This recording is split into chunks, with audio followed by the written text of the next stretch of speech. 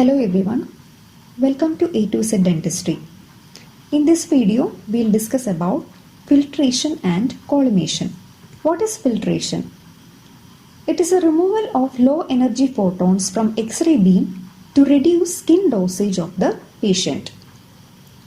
An X-ray beam consists of continuous spectrum of energies. That is, an X-ray beam is usually heterochromatic and contains photons of both high and low energies. In this picture, you can see that the high energy radiation has a short wavelength and low energy radiation has long wavelength.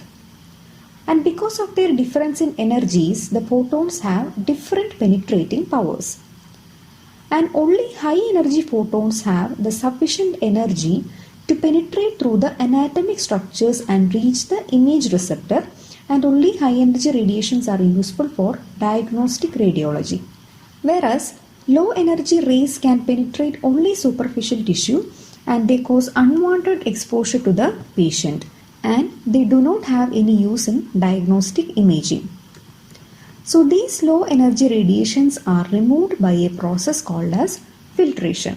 There are two types of filtration: inherent filtration and added filtration. Inherent filtration consists of inbuilt components of the X-ray tube head, which acts in the way of X-ray passing from the focal spot till the exit of the tube head. It consists of insulating oil and a glass envelope. This filtration is usually not sufficient and additional filtration is required.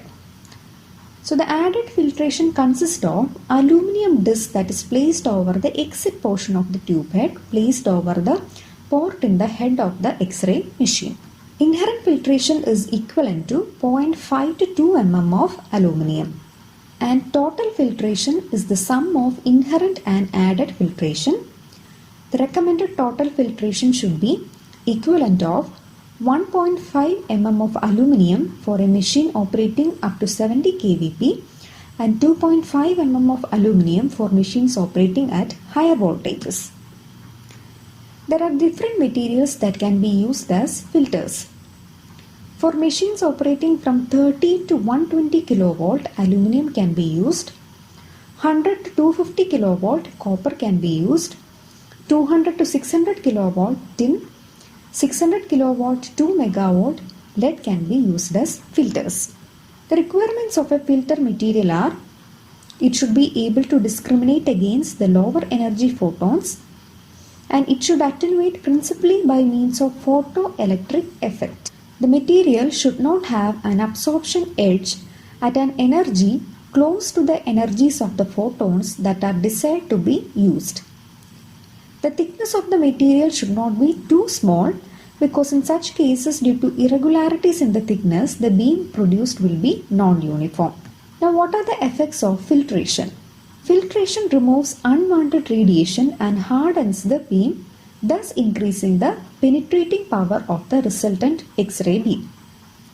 But if progressively thick layers of filter material are introduced, it is found that initially there is an increase in the image quality, but later a substantial reduction in the beam intensity is observed. So there is a certain optimal thickness of the filter beyond which no further hardening of the beam occurs. Rare earth elements like samarium, erbium, yttrium, niobium, terbium activated gadolinium oxysulfide and thulium activated lanthanum oxybromide can be added in combination with aluminum. And when such combinations are added, it will reduce the exposure by 20 to 80% more than when aluminum only is used. It reduces unnecessary radiation to the patient, which has no diagnostic value. But there are certain disadvantages for using the filter. That is, there is 50% increase in the exposure time when filters are used, and there is a decrease in the contrast, sharpness and resolution of the resultant image. Next is collimation. When an X-ray beam is directed at a patient, the hard and the soft tissue absorb about 90% of the photons, and about 10% of photons only pass through the patient to reach the film. Many of the absorbed photons generate scattered radiation within the exposed tissue by a process called Compton scattering. These scattered radiations travel in all directions, and these radiations serve no useful purpose for the formation of the image on the film. But instead, these scattered radiation will cause film fogging. So the method to control the size and shape of the primary beam is called as collimation. So collimation is controlling the size and shape of the X-ray beam to reduce the tissue exposure and the secondary radiation to give better patient protection and image quality respectively. Collimating the X-ray beam thus reduces the exposed volume and thereby reduce the number of scattered photons reaching the film and result in a reduced patient exposure and improve the radiographic image. A collimator is a metallic barrier with an aperture in the middle, and it is used to restrict the size of the X-ray beam and the volume of the tissue irradiated. Dental X-ray beams are usually collimated to a circle of 2.75 inches in diameter at the patient's face. The most common material used as collimator is lead. There are different types of collimation. First one is round collimator or a diaphragmatic collimator. It is a thick plate of radio-opaque material with a circular opening centered over the port in the X-ray head through which the X-ray beam emerges. Next is rectangular collimator. It is a rectangular tube that is made of lead, and rectangular collimators further limit the size of the X-ray beam to just larger than the size of an X-ray beam, and it also further reduces the patient exposure.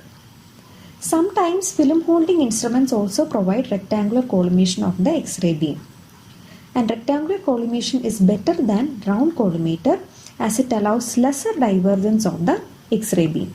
Next is tubular collimation. It is a round tube that is lined or constructed with the lead along with the diaphragm collimator at the inner end. And slit collimator consists of small, long, vertical aperture for the exposure of both maxilla and mandible, and it is used in panoramic radiography machine. Now, what are the functions of a collimator? Collimators control the size and shape of the X-ray beam and thus decrease the patient exposure. They improve the image quality by reducing scattered radiation.